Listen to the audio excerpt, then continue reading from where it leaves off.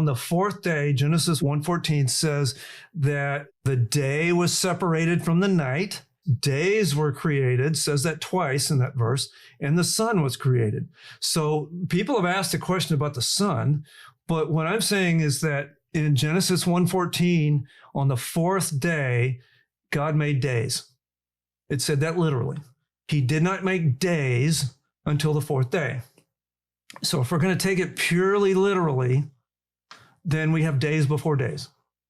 And that's a major question. Now, there may be an answer to this. I'm not saying there's not. All I'm saying is that it's a legitimate interpretation question that having days before days gives us some grounds for saying there very possibly could be something else going on here besides 6 literal 24-hour days. People say, oh, well, sun's made on the fourth day, so maybe the light came from God in heaven. And okay, well, it didn't say that in the text, so now you're pulling in an ad hoc explanation from outside, and enough of those in a row, and it gets to be what we in Texas would call a kludge, which is you've just piled together explanation and it's not systematic.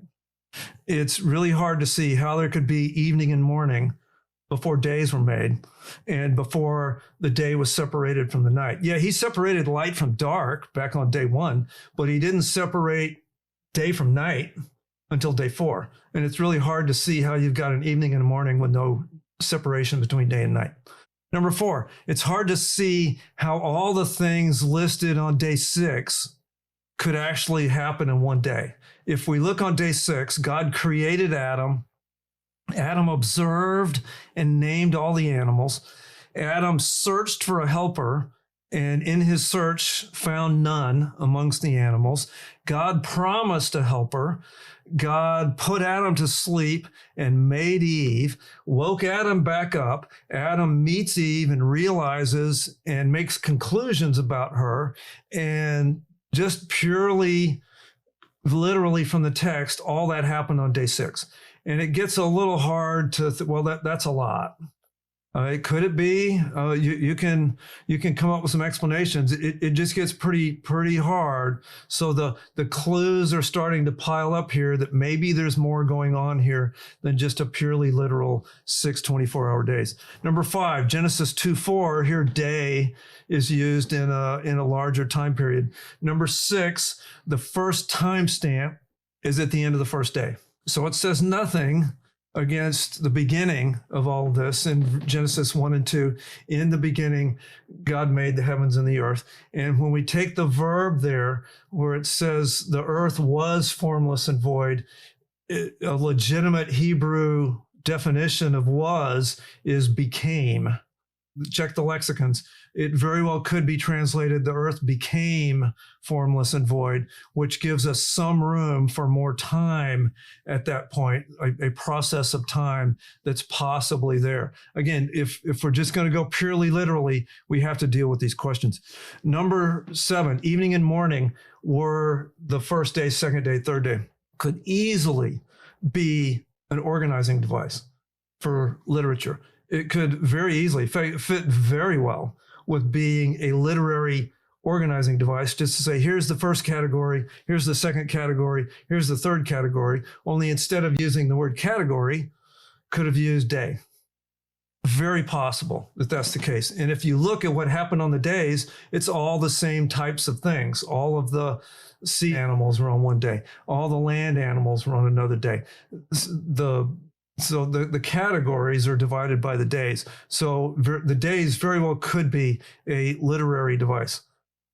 Number 8, some young earth creationists have tied the gospel to the age of the earth. And I think this is a major theological mistake.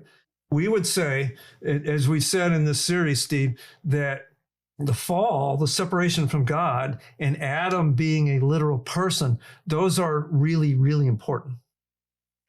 But how long ago that happened is of much lesser importance. Not saying there may be a right answer here. I'm just saying that how long ago Adam was created is not tied to the gospel. And tying it to the gospel is a New Testament gospel mistake and not an Old Testament Bible mistake. It's taking something that's a minor issue and raising it to the level of the gospel. And I've heard some of these people actually say that people are not Christians, that they've crossed into heresy simply because they believe in an old earth. And that's a major gospel mistake. It's a major New Testament doctrinal mistake, tying the age of the earth to the gospel. I can tie the fall to the gospel because Romans 5 ties the fall to the gospel. And I can even say, if you're going to say Adam's a figurative literary device, then you got major problems in Romans chapter 5.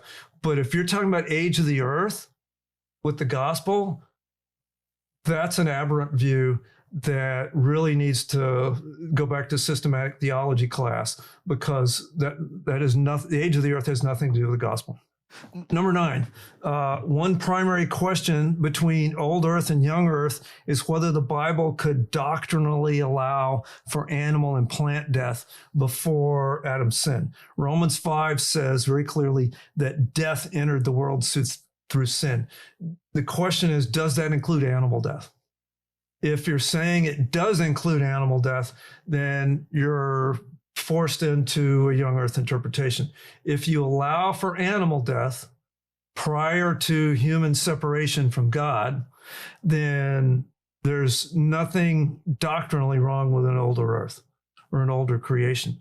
And if we look at the word death throughout the New Testament, then it's clearly talking about a separation from God at a minimum. And that's the main point of what it's talking about, is a separation from God. So again, just a question. People on all sides of this issue lift some of these issues up to areas where they shouldn't be lifted. And Steve, somebody probably out there accusing us of doing the same thing, because at least I listed separation from God up to the level of orthodoxy and heresy. But some of these other issues, it just seems to me that these questions that we've listed in these last 2 sessions are fair questions. They're not easy questions. And what we're saying in conclusion is that, my Christian brothers and sisters, we need to have some charity amongst people that would disagree with us about how to interpret Genesis 1, 2, and 3.